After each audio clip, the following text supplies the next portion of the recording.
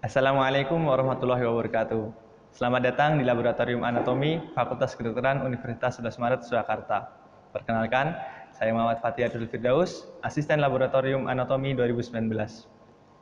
Pada video kali ini, kita akan belajar bersama mengenai sirkulasi darah manusia.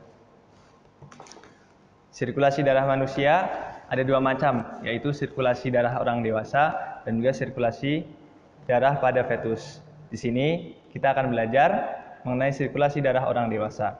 Nah, sirkulasi darah orang dewasa dibagi lagi menjadi dua macam, yaitu sirkulasi darah magna atau peredaran darah besar, atau juga bisa disebut sebagai sirkulasi sistemik, dan juga sirkulasi darah parva atau peredaran darah kecil.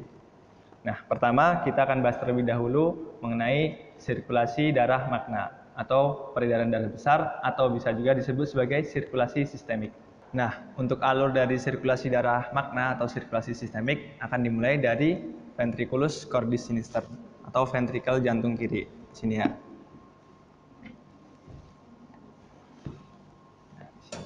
Nah, kemudian dari ventriculus cordis sinister ini yang membawa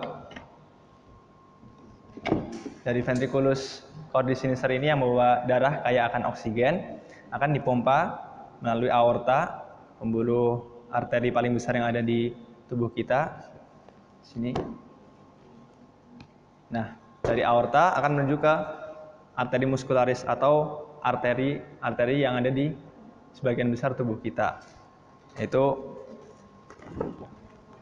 untuk arteri muscularisnya yaitu yang pertama untuk dari percabangan aorta ini menuju ke arteri carotis communis. Ini menuju ke anggota tubuh bagian atas kita. Nah, kemudian ada dari aorta yang turun ke bawah, yaitu ada ke truncus coeliacus. Kemudian ada juga ke arteri mesenterica yang superior et inferior. Kemudian juga ada ke arteri iliaca communis, internal maupun eksternal.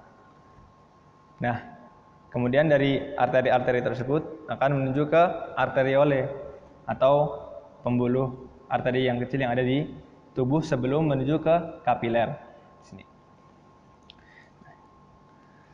Nah, kemudian setelah dari arteriole akan menuju ke sistem kapiler yang ada tubuh kita, yaitu di sini nanti akan terjadi pertukaran darah, yaitu ada sistem kapiler anggota tubuh atas kita seperti kepala, kemudian leher dan juga lengan atas kita. Sini. Dan juga ada sistem kapiler yang ada di anggota tubuh bagian bawah kita seperti traktus gastrointestinal, kemudian ada sistem kapiler yang ada di pelvis dan juga sistem kapiler yang ada di anggota tubuh bagian bawah kita atau kaki bawah, lengan bawah begitu. Nah, dari kapiler tadi setelah terjadi pertukaran darah begitu akan lanjut ke venula atau vena-vena kecil setelah kapiler begitu. Dari venula tadi maka akan dilanjutkan menuju ke vena-vena di sebagian besar tubuh. Ada vena tadi seperti arterinya yaitu vena iliaca, kemudian vena iliaca communis, kemudian juga ada vena mesenterica. Itu menuju ke vena cava inferior untuk balik ke atrium cordis dextrum. Nah, dan juga kalau untuk anggota bagian tubuh atas kita akan lewat vena cava superior sebelum ke atrium cordis yang dextrum. Nah, ada pengecualian khusus atau sirkulasi khusus di tubuh kita yaitu sirkulasi porta hepatis. Nah, sirkulasi porta hepatis ini adalah sirkulasi darah khusus untuk traktus gastrointestinal. Jadi mengembalikan darah dari traktus gastrointestinal sebelum menuju ke vena cava inferior akan melalui hepar terlebih dahulu, yaitu melalui vena porta hepatis di sini ya, yang ini.